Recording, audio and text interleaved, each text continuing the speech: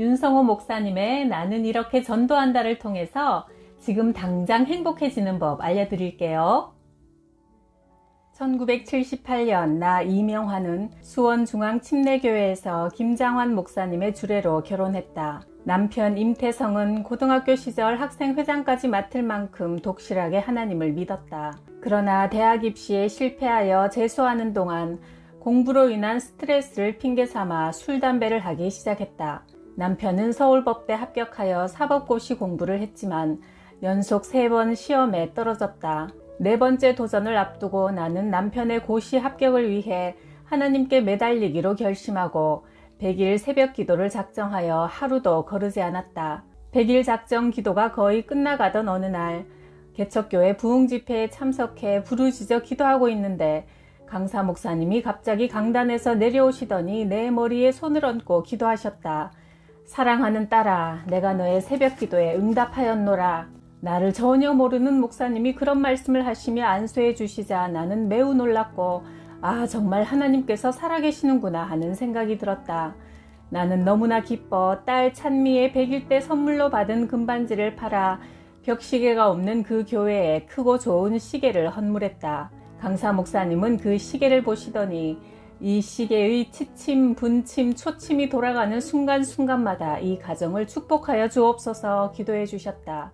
목사님의 선포대로 남편은 드디어 사법고시에 합격했다. 처음엔 하나님의 은혜로 합격했다고 감격해하던 남편이 1983년 검사로 임관하여 광주, 전주 등 지방검찰청에서 근무하는 동안 교회를 이리저리 옮겨 다니게 되자 점점 세상에 빠져들어 주일 예배도 예사로 빼먹기 시작했다. 그러다 보니 내 영혼도 침체되어 우리 부부는 동료 검사 부부들과 어울려 다니며 술 마시고 춤을 추며 입에서는 늘 유행가를 흥얼거렸다. 검사 부인들은 모이기만 하면 남편 단속 잘 해야 한다는 얘기를 했다. 그런 말을 자꾸 듣다 보니 나는 남편이 술 마시고 밤늦게 귀가하는 날이면 혹시 다른 여자와 바람을 피우는 게 아닌가 의심이 들어 남편이 미워지기 시작했고 우리 부부는 얼굴만 마주치면 으르렁거리며 싸우는 불행한 사이가 되어갔다. 어리석게도 우리는 마귀가 이끄는 대로 서로 미워하고 헐뜯는 사이가 된 것이다. 나는 날이 갈수록 불행해져 살던 아파트 9층에서 뛰어내려 죽어버리고 싶은 충동에 자주 시달렸지만 지옥 가는 것이 두려워 자살을 선택하지는 못했다. 그 대신 이혼을 생각하기 시작했다. 사실 결혼 후 나는 남편을 너무나 사랑했었고 우리는 행복했는데 하나님을 멀리하니 부부 사이도 점점 멀어지고 삶이 불행해진 것이다. 1987년 남편은 수원지방검찰청 검사로 발령받아 우리가 결혼한 중앙침례교회에 다시 다니기 시작했다.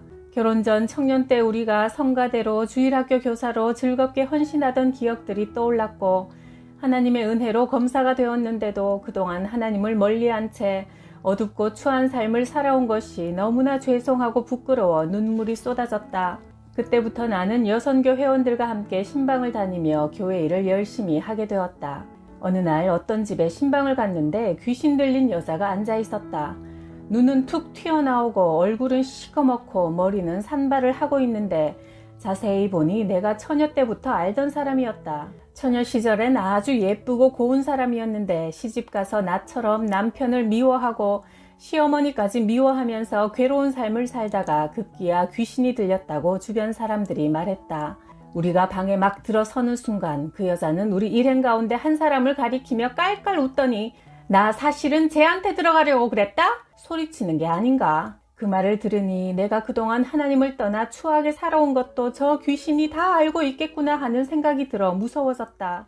뒤이어 어떤 장로님이 그곳에 들어오시자 귀신 들린 여자는 그 장로님을 보더니 아이고 장로가 술 마시고 담배를 피우네 하며 비웃었다. 같이 신방 간 전도사님이 귀신 들린 여자를 향해 외쳤다. 예수 그리스도의 이름으로 명하노니 더러운 귀신아 그 여인에게서 썩 나오너라. 그러자 그 자매는 풀죽은 목소리로 나가면 될 것 아니야 했다. 귀신은 쫓겨나가면서 이렇게 말했다. 이 여자가 남편을 미워하며 옛날 애인을 그리워할 때 내가 들어갔지. 그 여인을 보면서 나도 계속 지난날과 같은 삶을 살았더라면 저 음란 귀신에게 사로잡혀버리고 말았을 거라 생각하니 소름이 쭉 끼쳤다. 그래서 하나님께 간절히 회개 기도를 드렸다. 하나님, 제가 이전에는 마귀도 몰랐고 하나님의 능력도 몰랐습니다. 예수님께서 피 흘려 제 모든 죄를 사해 주신 것을 머리로만 알고 있었습니다. 이제는 예수님의 보혈의 능력만 온전히 의지하기를 원하오니 저의 모든 죄와 허물을 완전히 씻겨주옵소서. 기도를 마치자 이제는 내가 더 이상 귀신 앞에서 떨 이유가 없다는 확신이 들면서 날아갈 듯한 기쁨과 평안이 찾아왔다. 나는 집으로 돌아와 3일 금식을 했고 열심히 성경을 읽었다. 그리고 하나님께서 기뻐하시는 전도를 해야겠다고 다짐했다. 나는 먼저 남편에게 도움을 요청했다. 여보, 나는 지금껏 한 번도 당신을 진정으로 사랑하지 못하고 살아왔어요. 옛날엔 당신이 나를 위해서만 존재해야 하는 줄 알았어요. 그래서 당신이 나를 미워하면 이혼할 생각을 했고 심지어 당신이 죽었으면 좋겠다는 생각까지 했어요. 그런데 살아계신 하나님을 만나보니 그런 생각들이 모두 마귀가 주는 잘못된 생각이었고 당신은 정말 귀한 하나님의 아들임을 깨달았어요. 그리고 돌아가신 시어머님이 당신을 위해 날마다 눈물 뿌려 기도하시다가 당신을 나에게 맡기고 가셨는데 내가 그동안 당신을 위해 기도하지 못한 것을 용서해 주세요. 앞으로 나는 당신과 우리 가정을 위해 열심히 기도하고 또 열심히 전도하며 살아갈 것이니 부디 당신도 전도하려는 나를 힘껏 도와주세요. 남편은 내 말에 감동을 받고 앞으로 자신도 신앙생활을 적극적으로 하겠다고 약속했다. 사실 나는 그때까지 매일 남편 퇴근 시간만 다가오면 직장으로 전화해서 몇 시에 올 거냐, 어디에 가느냐며 일거수일투족을 간섭했다. 그러나 전도를 시작한 다음부터는 하나님께서 남편을 책임져 주실 거라 믿고 남편의 행동에 간섭하지 않고 기도만 하기로 결심하니 마음이 그렇게 홀가분하고 평안할 수가 없었다. 돌이켜보면 남편은 내 우상이었다. 어떻게든 남편을 나 혼자만 차지하고 내 곁에 묶어두려고만 했다. 그러나 하나님을 내 마음의 중심에 모시자 사람에 대한 집착을 내려놓을 수 있었다. 남편은 그 후로도 가끔 술을 마시고 늦게 집에 왔지만 불쌍한 저 아들이 성령 충만을 받지 못해 오늘도 사탄에게 지고 돌아왔구나 하는 생각이 들어 남편이 성령 충만하게 해달라고 기도하기 시작했다. 그러던 어느 날 남편이 술에 많이 취해 들어와서는 말했다. 여보, 내가 하나님 앞으로 온전히 돌아올 수 있도록 기도해줘. 나는 한 손으로는 남편의 손을 잡고 또 한 손으로는 남편의 등을 두드리며 기도했다. 원치도 않는 술을 자꾸 마시게 하는 이 귀신아, 이 더러운 원수마귀야, 예수님의 이름으로 명하노니 이 아들에게서 떠나갈지어다. 하나님, 이 아들이 속히 주님께로 온전히 돌아와 귀하게 쓰임받을 수 있도록 도와주옵소서. 남편은 회개하는 마음으로 무릎을 꿇고 아멘 아멘 하고 울면서 자기를 더 때리며 기도해 달라고 했다.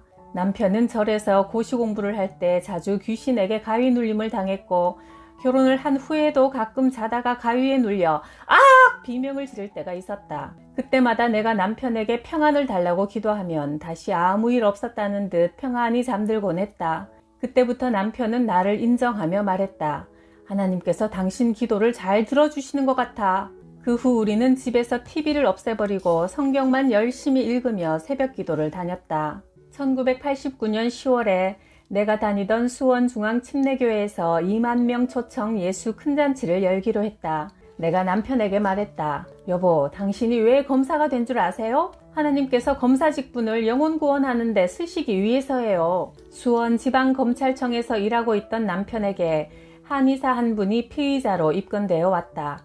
그 한의사는 나이도 많고 범죄 내용도 가벼워 남편의 직권으로 도와줄 수 있는 사건이었다. 남편은 부드러운 목소리로 말했다. 어르신, 법이 허용하는 범위에서 제가 도움을 드릴 테니 저희 교회 예수 초청잔치에 한번 오시겠습니까? 검사님께서 그렇게만 해주신다면야 저와 저의 가족은 물론 동네 노인들까지 몽땅 데리고 오겠습니다 하며 아주 기뻐했다. 남편은 조직 소매치기단을 일망타진하자 그 두목을 우리 집에 데리고 와서 3개월 동안 같이 살면서 성경책을 사주며 성경 공부를 시키고 이제라도 하나님 믿고 성실하게 살라고 타일렀다. 그는 몇 개월 동안 벽돌 쌓고 배관하는 일 등을 배워 동생의 도움으로 영등포에 조그만 프레스 공장을 차렸고 매주 교회에 빠지지 않고 나오고 있다.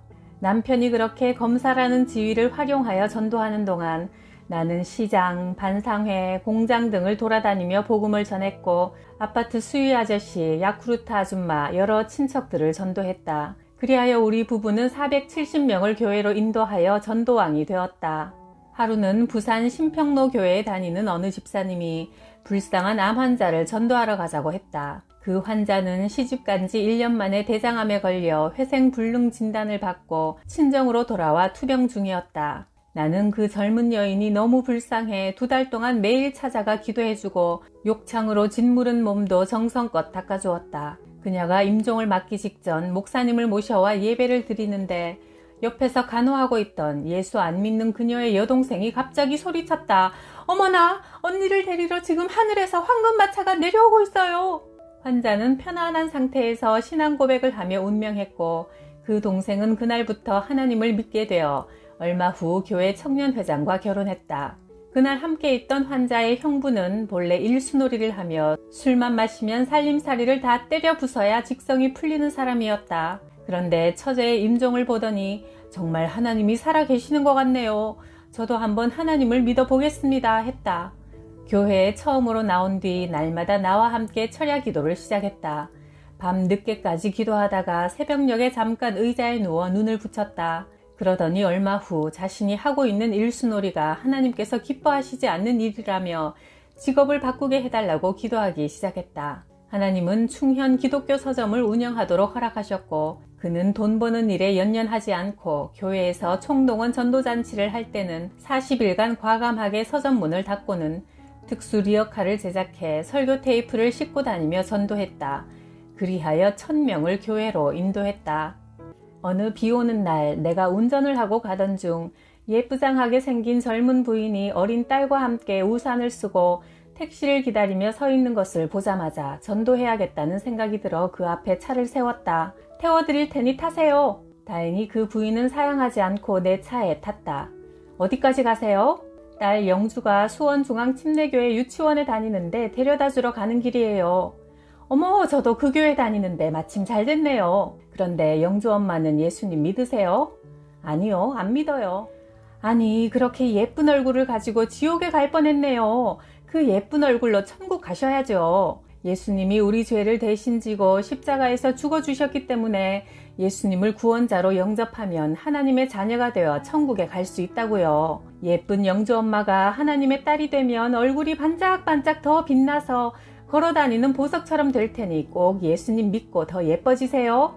나는 그 부인이 내릴 때 전화번호를 가르쳐주며 꼭 한번 집에 놀러오라고 말한 후 헤어졌다. 다음날 오전 영주 엄마가 내게 전화를 해서 말했다. 제가 남편이 치과 의사고 남부러울 곳 없이 잘 살고 있는데 난생 처음 보는 여자가 나를 지옥 간다느니 불쌍하다느니 일방적으로 말을 해서 얼마나 화가 나던지 어젯밤에 분해서 한잠도 못 잤어요. 따지러 전화했다가 내 간증을 자세히 들려주며 영주 엄마 나랑 같이 교회 다닙시다 권면하자 다음 주부터 주일마다 내 차를 타고 교회에 나오기 시작했다. 몇 달 후 남편도 아내를 따라 하나님을 믿은 후부터는 모든 교역자들과 생활이 어려운 교인들의 치아를 무료로 치료해 주었다. 그렇게 몇 년을 신앙생활을 잘 하자 하나님께서 그 가정을 많이 축복하셔서 5층짜리 빌딩을 지어 한 층은 개척교회로 바쳤고 많은 사람들을 전도하는 귀한 집사님 부부가 되게 하셨다.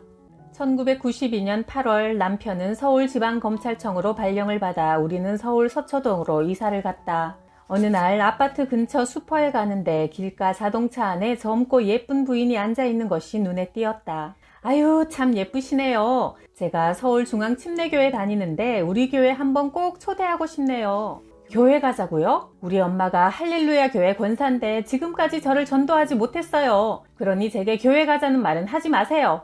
나는 대화의 주제를 바꾸었다. 제가 수원에 아는 어떤 분이 있는데 꼭 부인처럼 그렇게 예쁘게 생기셨어요.